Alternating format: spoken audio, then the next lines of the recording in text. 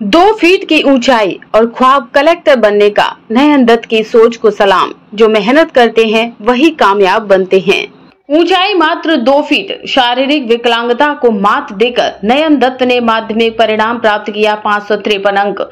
शिक्षकों और अभिभावकों का मानना है कि माध्यमिक 2025 में दिव्यांग परीक्षार्थी नयन दत्ता कम से कम कुछ हद तक जिले की डूबती नैया को किनारे पर लाने में सफल रहे हैं। यह अविश्वसनीय है किंतु सत्य है। विगत कुछ वर्षों से माध्यमिक शिक्षा में जिले का ग्राफ लगातार गिरता जा रहा है। उस समय एक दिव्यांग परीक्षार्थी नयन दत्त माध्यमिक में काफी परिणाम हासिल किया है। नयन दत्त जो स्वयं चल नहीं सकता, अपने मित्र राजीव शर्मा की गोद में बैठकर अपना रिजल्ट लेने आया था। राकेश ने अपने दोस्त को गोद में उठाकर मुस्कुराते हुए बताया कि उसने 521 अंक प्राप्त किए हैं, लेकिन उसके दोस्त नयन ने 553 अंक प्राप्त किए हैं, जिससे उसकी खुशी दोगुनी हो गई। असाधारण रूप से प्रतिभाशाली नयन दत्त एक साधारण कृषक परिवार के बेटे हैं। अपनी इस उपलब्धि के बारे में नयन कहते हैं कि यह सफलता मेरी पढ़ाई की बदौलत है। मैं कलेक्टर बनना चाहता हूं।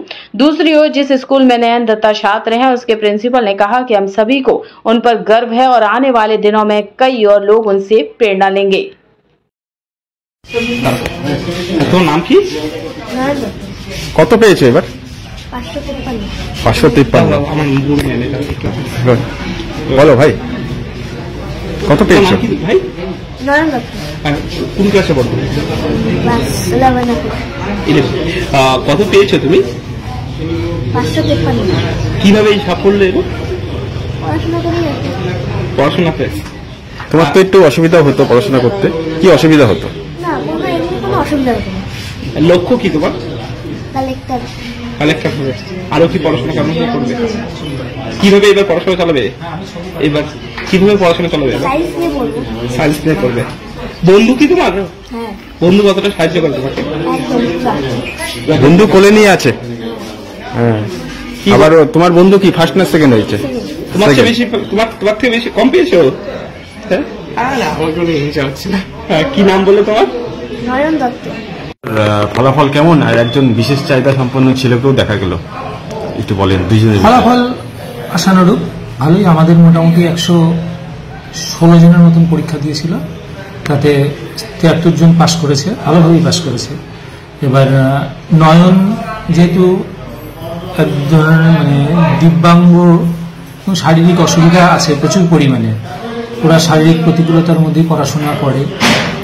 ঠিক মতন আমরা হয়তো আমাদের মতন স্কুলে নজরে দিতে পারি না, কিন্তু খুব সুন্দর রেজাল্ট করেছে। আমাদের আশা পেয়েছে ও 553 পেয়েছে, 79%। পাশে ওর বন্ধু রাজদীপ, ও কত পেয়েছে? ও 521। এই দুজনের ফলাফল কি আশা করেছিলেন আপনারা? আর একটু ভালো আশা করেছিলাম। নয়নের এক্সপেকটেশন অঙ্কটা একটু খারাপ হয়েছে, 600-র উপরে আশা ছিল আমাদের। রাজদীপেরও তাই আশা ছিল। যাই হোক, এখন ফলাফল তো মেনে নিতেই হবে, রিঅ্যাসেসমেন্টটা তো করবে। আর নয়ন তো দিব্যাঙ্গ ভাই বোনদের একটা মাইলস্টোন। বিশেষ কোটায় পরীক্ষা দিয়েছিল? না না, বিশেষ কোনো, এমনি নর্মাল সাধারণ ছেলেদের মতনই পরীক্ষা দিয়েছে। এই যে ওর যে শারীরিক চাহিদা, শারীরিক যে ওর অসুবিধা রয়েছে, তার মধ্যেও এত ভালো ফল, তো সেটাকে নিয়ে কি বলবেন? আমি যেহেতু নিজেই এর সংস্থার সঙ্গে জড়িত, আমার সক্ষম সংস্থাটি উত্তরবঙ্গের দায়িত্বে আমি আছি, তা ওদের নিয়ে কাজ করতে আমার ভালোই লাগে। এবং নয়ন যে প্রতিবন্ধকতা নিয়ে যেই রেজাল্ট করে দেখালো, এটা মনে হয় দিব্যাঙ্গ সমাজের কাছে একটা, দিব্যাঙ্গ সমাজ কেন, মূল সমাজের কাছেও একটা অনুপ্রেরণার বার্তা, যে লড়াই সবসময় করা যায়, শারীরিক প্রতিবন্ধকতা কোনো বাধা হতে পারে না, চেষ্টা থাকলে সফলতা আসবেই।